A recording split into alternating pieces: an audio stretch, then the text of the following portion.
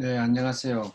전세영 교수입니다. 오늘은 대한민국 교육 기적 다섯 번째 이야기, 사학의 자유에 대해서 한번 생각해 보도록 하겠습니다. 오른쪽에 우리나라 사학과 관련해서 혹은 사립학교에 관련해서 여서 상징적인 사진들이 좀 있는데요. 아마 보면 알겠죠. 스카이캐슬이나 저 위에는 영국의 이턴 스쿨도 보이고요. 오른쪽에 대치동 학원가도 보이고, 어, 왼쪽에 남강 이승훈 선생이 세웠던 오산학교의 제1회 졸업생 사진도 있고, 오른쪽에 배재학당의 사진도 있습니다. 어쨌든 대한민국 교육 기적을 설명하는 다섯 번째 열쇠로서 사학의 자유, 이렇게 제목을 제가 붙여봤는데요. 사학의 자유에 대해서 한번 생각을 해보도록 하겠습니다. 교육의 자유, 대한민국 교육 기적, 그리고 또한 사학의 자유, 이 세 가지는 서로 맞물려 있습니다. 교육과 관련해서 여러 많은 키워드들이 있습니다. 국가, 공교육, 혹은 사교육, 그런가 하면 대안학교, 뭐 요즘 최근에 코로나 사태도 있긴 하지만 온라인 학교들에 대한 이야기, 칸 아카데미 뭐 그런 거 들어봤잖아요. 그런 이야기들. 또 한 년 전에 우리 사회를 강타했던 스카이캐슬의 이야기들, 학원과 부동산 가격까지 포함된 굉장히 많은 얘기들이 서로 얽혀져 있고, 여기에 뭐 서로 논쟁의 끝이 없는 치열함도 있고, 또는 학술적으로도 또한 채 정리되지 않았고, 또한 한편으로는 전 세계적으로 이런 현상이 굉장히 대한민국에서 가장 유독 독특하게 나타난다라고 하는 그런 생각을 우리가 좀 해볼 필요가 있습니다. 그래서 저는 이런 문제를 대한민국의 교육의 어떤 기적의 비밀이라는 관점에서 한번 생각해 보려고 하는 겁니다. 사실상 좀 급진적인 생각일 수 있습니다만, 뭐 사실 저는 개인적으로 그렇게 생각합니다. 사교육, 굳이 공교육과 굳이 한국에서만 유독 공교육, 사교육 개념이 있는데요. 오히려 이렇게 사교육과 공교육을 구분한다기보다는 국제적으로는 사립학교하고 공립학교를 이렇게 구분을 해요. 그러나 우리는 사립학교, 공립학교를 다 포함해서 이 공교육이라고 이렇게 하고, 이 공교육이라고 하는 것에 반대되는 개념으로 이렇게 사교육을 얘기를 하고, 심지어는 사교육은 뭐 교육이 아니다, 또는 공교육의 어떤 그림자 교육이라고 해서 섀도우 에듀케이션이라고 하는 한국 사회로부터 나오는 국제적인 학술적 용어까지도 접목되어 있는 상태입니다. 저는 조금 다르게 생각을 좀 하고 싶어요. 그래서 오히려 공사교육을 떠나서 사교육이 교육의 원형이다, 오히려 이런 말을 해보고 싶어요. 이때 말하는 사교육은 오늘날 대한민국 사회에서 말하는 여러 가지의 교육의 문제의 진앙지로 해석되는 그런 모습은 아니겠지만, 적어도 조금 우리가 생각의 틀을 바꿔서 얘기해 보기 위해서 오히려 그걸 원형이다, 이렇게 얘기를 해보려고 그래요. 가끔 대한민국 교육과 관련해서 맹모 삼천지교라는 말이 많이 나오죠. 뭐 맹자 어머니가 자식을 위해서 3번 이사했다는 뜻입니다. 뭐 이게 인간의 성장에 있어서 교육 환경이 매우 중요하다는 걸 가르침과 동시에 또한 지나친 교육열, 치맛바람 이런 걸 또 얘기하기도 해요. 그러나 저는 오히려 긍정적 측면을 한번 부각시켜보자, 이런 얘기입니다. 교육의 중요성에 대해서는 우리의 인류의 4대 스승이 다 얘기를 했기 때문에 굳이 말을 하지 않겠습니다. 공자님, 부처님, 소크라테스, 예수 모두 다 이 가르침의 중요성을 굉장히 강조해 왔죠. 사교육이 이제 제도화되면 학교라고 하는 형태를 띠는데, 그거를 글쎄 굳이 요즘에 표현하면은 사립학교일 겁니다. 그 말은 무슨 말이냐면은 개인이 세운 학교란 뜻이죠. 그러니까 학교라고 하는 건 원래 개인이 세웠지 공 혹은 국가, 예전에는 국가라는 개념도 없었습니다만 이 국가라고 하는 게 세운 건 아니었죠. 그런 의미에서는 학교의 원형을 굳이 찾자면은 사학이 그 원형일 것입니다. 한번 볼까요? 여기 아까 얘기했던 공자님, 부처님, 소크라테스, 예수님도 사실상 요즘으로 치면은 당신들을 따라다니는, 당신들과 뜻을 같이 하는 그런 제자들과 함께 했던 일종의 서클, 그걸 공자께서는 이제 붕당이라고 이름 붙였는데요. 붕당, 붕우들이 모이는 곳, 이렇게 얘기를 한 거죠. 소수서원 들어보셨죠? 소수서원 누가 세웠습니까? 예, 이황 선생이 세운. 향교가 당시에 관립 학교였다면, 교육기관이었다면 향교나 성균관의 교육적 서비스를 만족하지 아니한 사람들이 세운 학교다. 어떤 이유였든 간에 그걸 서원이라고 그러고, 그 훗날 뭐 조선 말에 오면 대원군의 그 서원 철폐 운동까지도 있습니다만 매우 요즘 그 사학 그 문제하고도 매우 닮아 있습니다. 조선에서는 왜 서원과 향교가, 공립학교와 사립학교가 공존했는가? 참 독특한 역사입니다. 서양에서, 다른 나라에서는 이게 그렇게 공존 대립 뭐 이런 상황은 아니었는데, 하여튼 이 조선반도, 그리고 이어서 지금 이제 대한민국의 오늘날까지도 이게 큰 어떤 교육적 어떤 그 패러다임으로 존재하죠. 그런가 하면 우리가 근대 말의 미션 사학, 여기 배제학당이 1885년에 세워졌는데요. 배제학당이 1885년에 배제학당이 세워진 근대 말의 미션 사학이라든가 아까 첫 시간에 본 일제한 민족사회로서 오산학교 같은 것들이 대표적인데, 그런 학교들이라든가, 그리고 해방 이후에 세워진 대한민국의 많은 사립학교들은 어떤 것인가. 자, 여기 오른쪽에 이게 이제 1088년에 세워졌, 지금부터 1000년 전에 세워졌다고 하는 이태리 볼로냐에 있는 볼로냐 대학의 이제 문장인데, 사실 이것도 엄밀하게 말하면 사립학교인 거죠. 예. 그러니까 적어도 사립학교, 준말로 사학이 어찌됐든 간에 학교의 형님뻘이다, 원형이다, 이렇게 얘기하는 데 대해서는 한 말이 없는 거죠. 자, 대한민국 교육을 얘기할 때 그걸 기적이라고 얘기하면 사실상 저는 그걸 사학이라는 기적이라고 이렇게 이름을 붙여봅니다. 네. 요 라인 이렇게 사학.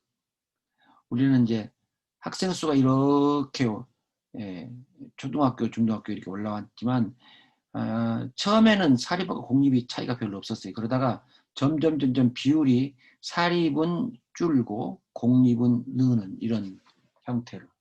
네. 어떻게 처음에 이 사립학교와 공립학교가 공존을 할 수 있었을까?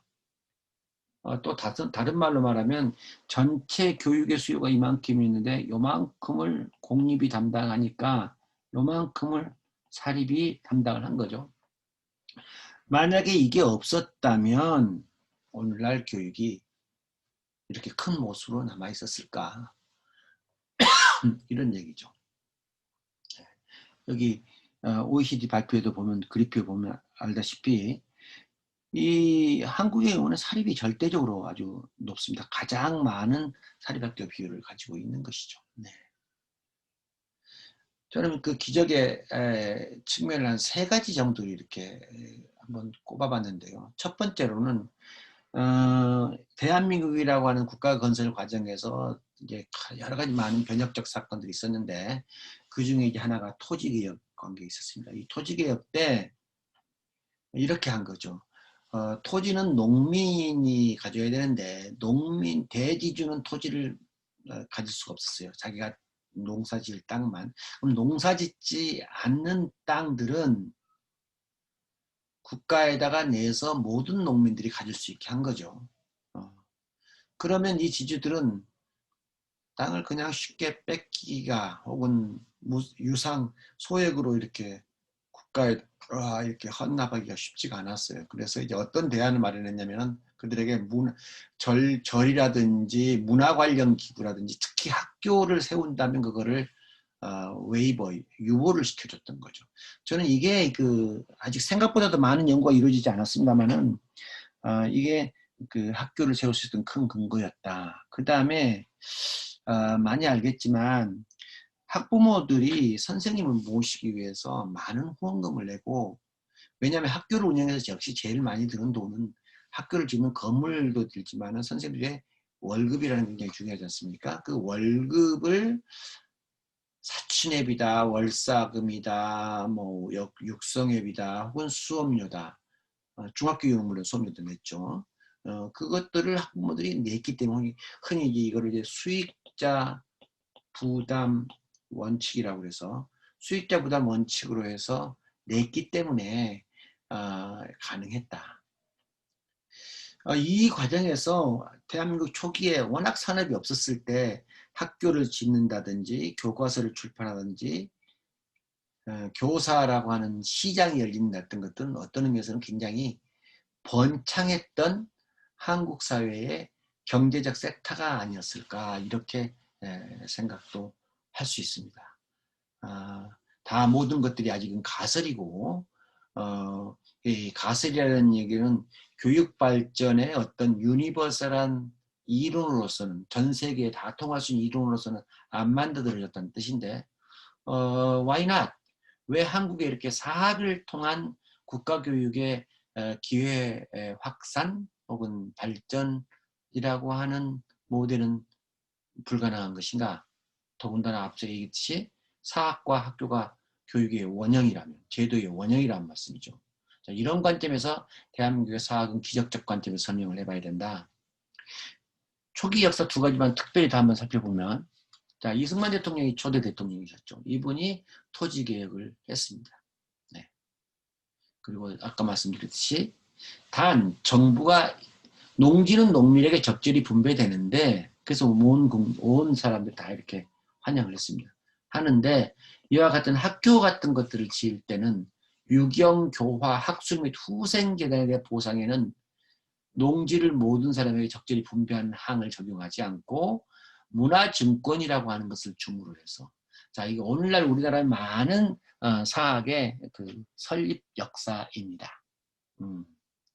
그래서 이걸 유경산업, 키운다, 영재, 인재를 키운다라고 하는.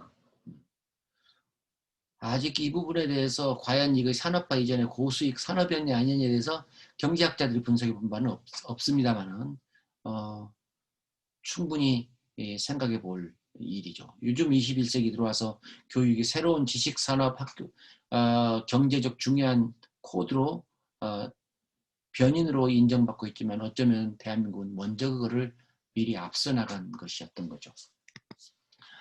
박정희 대통령 시절에 들어와서 한국의 경제 부흥이 본격적으로 이루어지면서 여러 형태의 교육계 확산 정책들이 있었습니다. 이제 조금씩은 이 모든 것들이 다 한국 교육의 어떤 기록들이고 기적적 사항이었지만, 무시험 정책이라든지 육성회를 70년에 들어온다든지, 개정안정을 위해서 71년에 재정교부법, 73년에 고등학교 평준화를 통해서 거의 고등학교를 모두가 가게 되는 사항들, 이 모든 것들이 다 국가가 굉장히 강력하게 전 세계에서 어느 나라도 가보지 못한 교육 발전의 기회 폭발의 어떤 그 실험들을 성공적으로 맞출 수 있었는데요. 아주 그 독특한 사건이나 사례 하나가 이 산업재부설학교라는 겁니다. 산업재부설학교. 네, 이 분이 이제 박정희 대통령인데, 이분이 이 학생들은 당시 이게 아마 어떤 회사에서 운영하는 공장이고, 공장의 여공들이 5시 정도까지 일을 마치고 5시부터서 야간 학교로 가는 겁니다. 이거를 산업재부설학교라고 하는데, 얼마나 당시에 우리나라의 그 교육열이 강했고, 그 교육열을 어떻게든지 간에 그 국가 사회적으로 위트하기 위해서 이와 같은 교육 사립학교 제도 같은 것들, 뭐 크게 말해서는 이제 공교육 제도, 국가교육 큰 틀에서의 제도를 만들어 왔었느냐를 한번 우리가 생각해 봐야 되는 겁니다. 고등교육제도 역시 우리나라는 완전히 거의 사립이 다 운영을 하고 있고 이것은 지난 50년 역사 동안 쭉 그래왔던 것입니다. 네. 사립학교를 좀 큰 차원에서 볼 필요가 있다. 꼭 그것을 뭔가 부정적 관점으로 보는 건 굉장히 문제가 있다라고 하는 것입니다. 그런데 저는 오늘날 대한민국 교육의 이 기적의 역사가 점점 사라지는 것이 아니라 마치 전체에서 사학이 차지하는 비율이 이렇게 내려가듯이 대신해서 공립은 이렇게 늘어가는 이 갈림길이 저는 오히려 교육의 죽음이며 구체적으로는 사학의 죽음이 아닌가라고 하는 얘기를 해봅니다.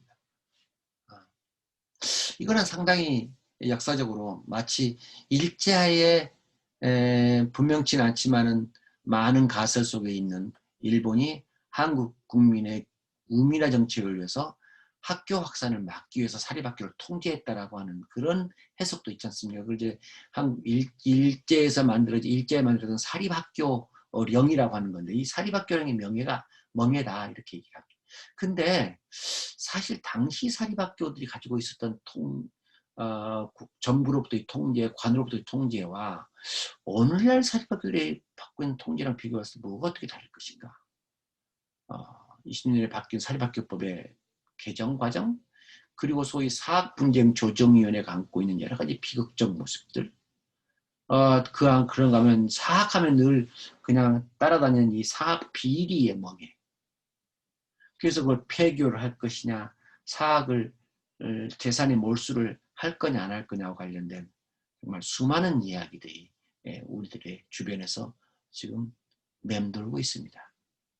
저는 그 어떤 하나도 과학적으로나 객관적으로나 이론적으로 깊이 있게 검토되지 않았다. 그래서 저는 오히려 사학은 서슬퍼런 칼로 탄압받고 있다고 감히 얘기를 하고 싶습니다. 많은 내부 고발자들이 있는데 그 내부 고발자들의 얘기를 또 들어보면 아주 스토리가 복잡합니다. 제일 안타까운 것은 이 사실들이 사회 문제로, 교육 문제로, 소위 문제로, 다시 말해서 어떤 병리적 현상으로, 병적 현상으로, 병으로 말이죠. 이 병으로 해결되지 이것에 대해서 객관적이고 과학적인 검토는 생각보다도 부족했다. 이런 얘기를 하고 싶습니다.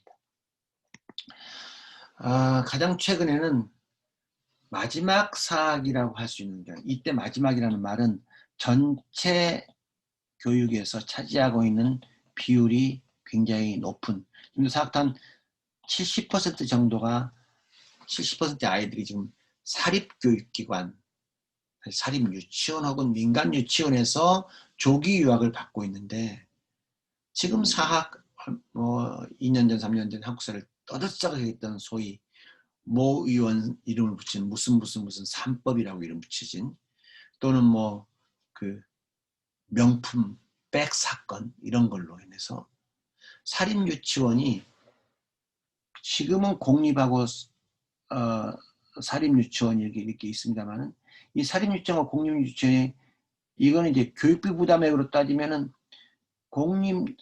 사립유치원 이거 잘못했습니다. 사립유치원이 한 4배 정도 됩니다. 공립유치원에 4배 정도 돈을 더 많이 내고 다니고 있어요. 사립유치원이 4배가 아니고 거의 16배를 돈을 많이 내고 있군요. 공립은 거의 공짜이고요. 사립은 정말 돈을 많이 내고 다니고 있습니다. 그런데도 불구하고 지금 학생 수는 75.8%가 사립에 있습니다. 그래서 이 사립을 없애는 것이 대한민국 유아교육의 발전이라고 하는 아주 관념이 있는데 맞나? 궁금하다는 얘기죠. 깊이 따져볼 문제입니다. 사학이 있는 이유는 공학이 공립학교가 서비스가 뭔가 문제가 있어서 그렇다고 우리는 봐야 됩니다.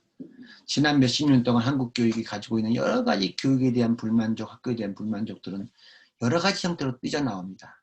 그래서 공교육계에 비해서 사교육만큼 욕을 안 먹는 교육제도로서 이른바 이 대안학교 운동이라고 하는 게 있습니다.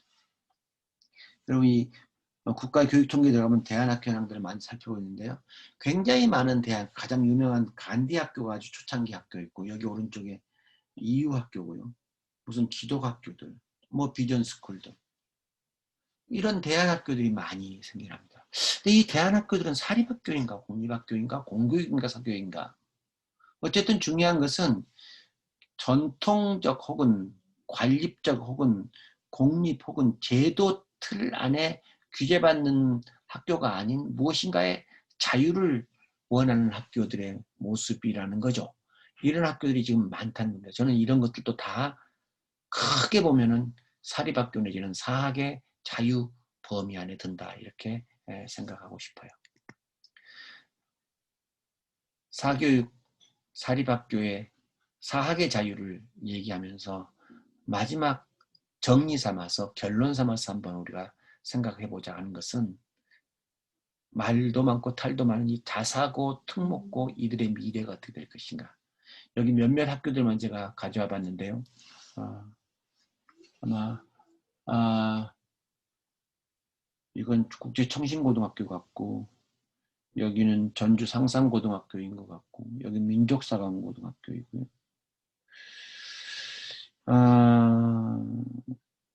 이게 아마 하나고등학교, 여기 하나고등학교인 서울 하나고등학교이네요.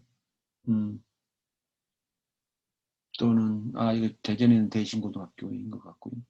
네.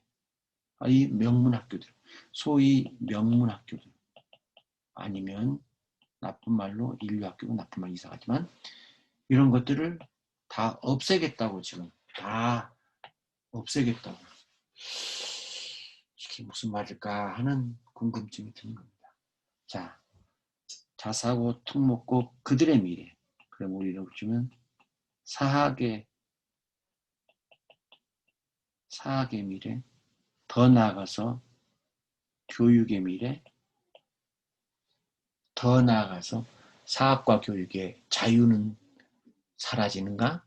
이런 질문을 마지막으로 함께 하면서 대한민국 교육 기적의 그 5번째 이야기, 사학의 자유에 대한 이야기를 마치도록